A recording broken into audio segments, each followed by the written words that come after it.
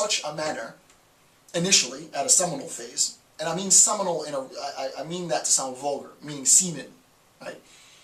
In a seminal phase, it's a very sort of vulgar relation of concepts, but it's out of that relationship that people who are expertly trained can construct theoretical paradigms based on the facts of the matter. What are the facts of the matter? Here's what happened. This superpower, this superpower. What are the facts? This happened at this day, this happened at this day. What are the facts? These people met. And the idea is in any intelligence, or in any good PI, private investigator, or detective work, is, and this is you know, the stuff that I loved as a kid, is trying to reconstruct the possible nature of an event without that evidence being, or all of it, or some of it being there, right? That's not an easy thing to do. Number two, second bullet point under number 2, interest in investigating intelligence theories peaked post 9/11, obviously. And intelligence theories, as we'll see, as stated by numerous authors in the book, is still in its developmental phase, right? There is still a need. And I'm telling you this knowing that I don't really have competition, but I'm telling you this, potential professor or graduate student, emerging graduate student, that the intelligence community, especially in the United States, but the world over, needs you to formally write, publish on this topic. So I'm going to be very explicit, right? I don't want there to be any ambiguity. You, if you have any interest in this field, should assume the obligation of contributing formalized theory to the field. Because, as Gil said, and he's absolutely right, we need to be able to apply this to the field, right? So, you know, some theoretical paradigms that will overlay, and I discussed this before, from international relations, like the displacement effect or substitution effect, which I discussed before, applies directly to national security affairs. So there is a sense in which we're not creating this from scratch. Oh, of course we're going to take displacement and substitution effect into account, theoretically, when we talk about domestic and international security. You'd be a fool not to. When we talk about negotiations, when we talk about sabotage, when we talk about regulation, or the regulation of security, all of that is going to factor in. So there's existing information. What we need to do is we need to effectively, we, academics, me, I am going to do this in a formal publication, and I would encourage others to do it as well. I don't view it as competition because no one will be able to do it the way that I do it, just like I won't be able to do it the way you do it. So it's not like I'm keeping this secret. I want more people to know what my interests are and what I'm going to be doing and what I'm going to be writing, because it would be interesting to have more people doing it as well. The idea is you want to hybridize this information. Post 9/11, it's like, okay, 9/11 happened, how can we make sense of this? Right? How can we construct an overarching theoretical paradigm to account for a potential 21st century functioning of the intelligence community? Right? What are the weaknesses, theoretically speaking, of its functioning? What are the strengths, potentially, of its functioning?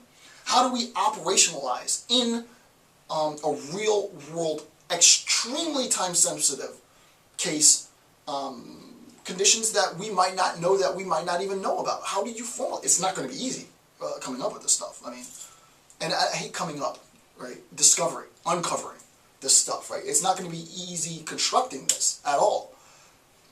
This isn't going to be a job for those who are faint at heart. This is a tedious, and extremely difficult prospect, formalizing intelligence theory proper with respect to national security affairs, intelligence theory proper, right? It's not going to be an easy task at all, but you know, for people who are interested in theory, for people who are interested in, more importantly, I would argue, ideology or ideological influence on theory, because ideologies are much, much stronger.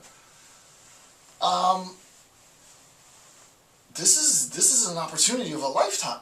It's very rare to live in a time when there is a need for theory. Usually people don't give any credit to theory. I mean, you know, this is just historical fact. Theoretical, what? Social science, huh? What? We don't care. Now's the time. if you're a social scientist and you're a theoretician, you're trained expertly to understand analytic and meta level concepts, and if you have logical training, more power to you. This is the field, right? So if I'm just sort of doing a bit of PR work on behalf of intelligence communities the world over. Think of me as the face of recruitment for their causes, recognizing that their causes are antithetical to in many respects, but you know, I'm a purveyor of information. In terms of the obligation post 9/11, it's absolutely important that new scholars who are interested in this field make contributions to this field, start writing on this topic, start publishing academically on this topic, books, articles, start presenting on this topic, theoretical attempts to hybridize existing theory, and then make it unique and fit your particular domestic situation with respect to your particular sovereign affiliation and the threats that manifest most gravely for your particular sovereign affiliation. Me, I'm repping USA all day, so that's where my allegiance is. So theoretically, I'm going to construct theory that best defends the interests in the states. But I also recognize, because I'm a human being and I'm not a psychopath, that we, the United States government, needs to adhere to moral obligations to recognize other people within the world and the independent sovereignty of other nations. So it's a very difficult task. You have to be honest with yourself. We were, in fact, attacked 9/11, and I'm not buying the false flag crap and the conspiratorial blah, blah, blah. Let's just go on the record on that. Right? People, the idea that nobody wants to harm the United States of America is insane. Right? That presupposes that there could never be an intent to. But anyway, I'm not even entertaining that with any conversation.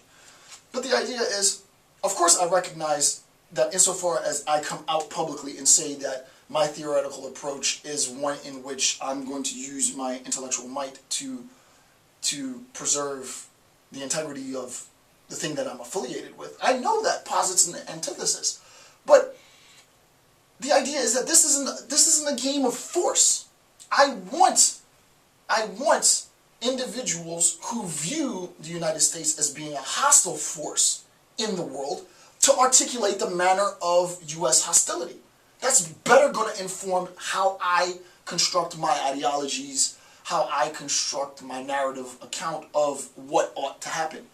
If there isn't, I don't live in these parts of the world. I know about, obviously, and not just me, I don't want to make this too personal, but, you know, I am going to write on this, and I'm encouraging others to write on this.